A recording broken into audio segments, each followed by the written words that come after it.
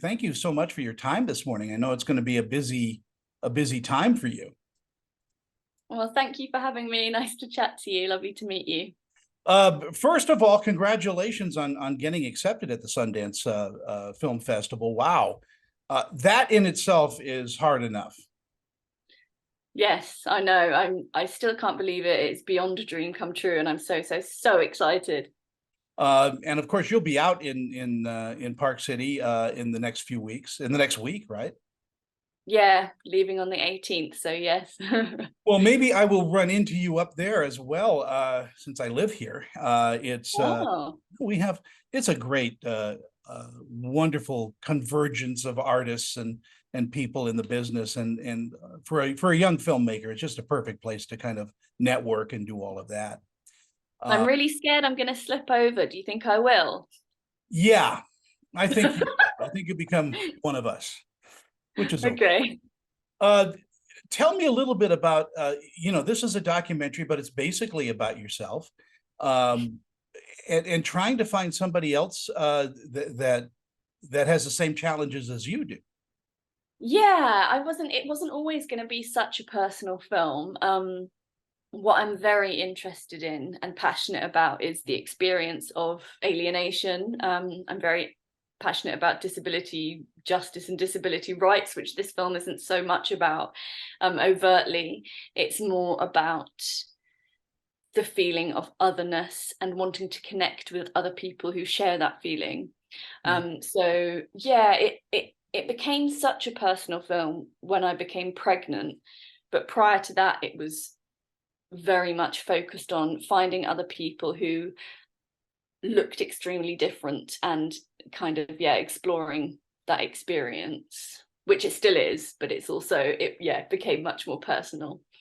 In our conversation here, I do want to say that from the generation I was born into, because I'm a very old guy, I was taught never to say anything or never to, don't look, at people with disabilities. And that has haunted me for my life, because, as a kid, you kind of want to go over and say hi and, what's going on, and get answers.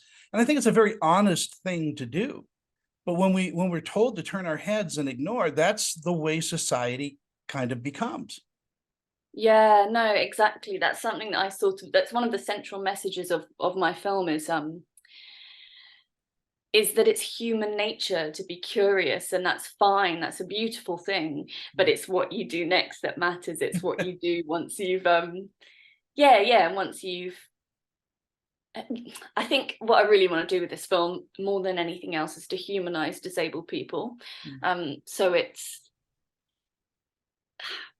also becoming, sorry, sort of going all over the place now, but also becoming a mum has been really eye-opening in terms of that kind of human curiosity, because, well, first of all, River is like interested in everything that's different and unusual and exciting. And I think it's just about teaching our children how to respond in a polite way, but also keep that curiosity alive, because it's fine, and it's it's a beautiful thing. Yeah, and they do that with, kids now do that with, because I'm bald.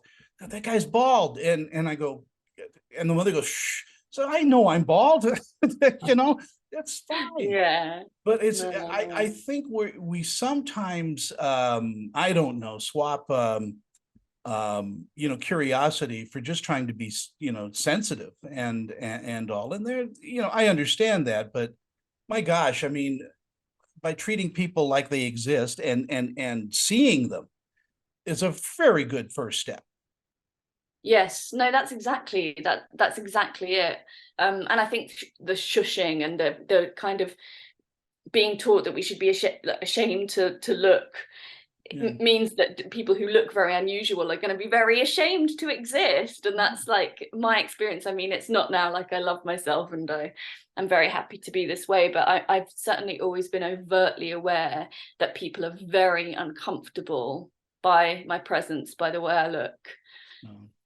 How did you get into filmmaking? I mean, what sparked the love for that process?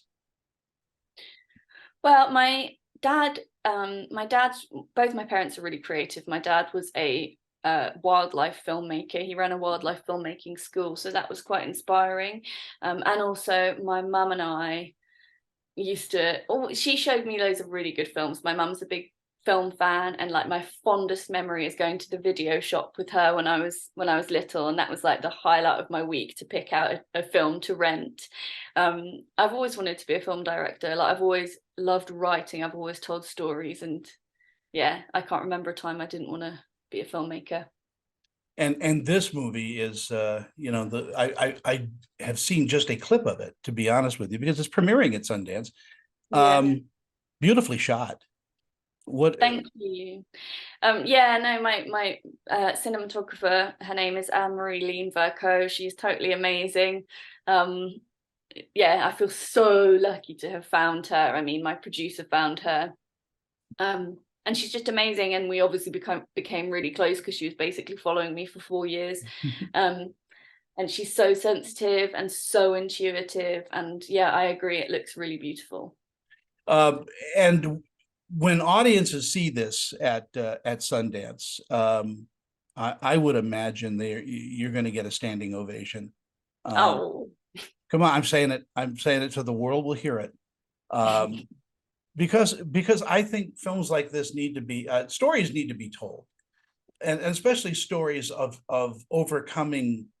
How can I put it? It's overcoming yourself, number one, and number two is showing society that, what's normal for somebody is not necessarily normal for others, and vice versa, and showing that our differences, we're all the same with differences. We all really are in the same boat.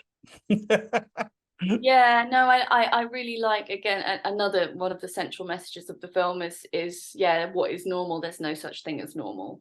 And that, I actually think it's sort of really simple, but also really interesting, isn't it? Like, it's just a concept, normality. But yeah, I don't see this as a film about overcoming yourself, because I think it's a film about not overcoming ableism, but it's a film about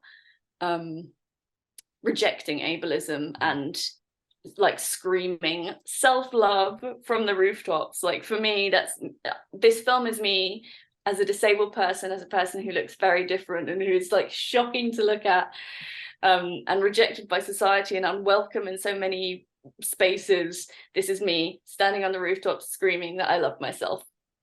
and you know what, I love you too. Thank you. What do you think audiences are going to take away from the film?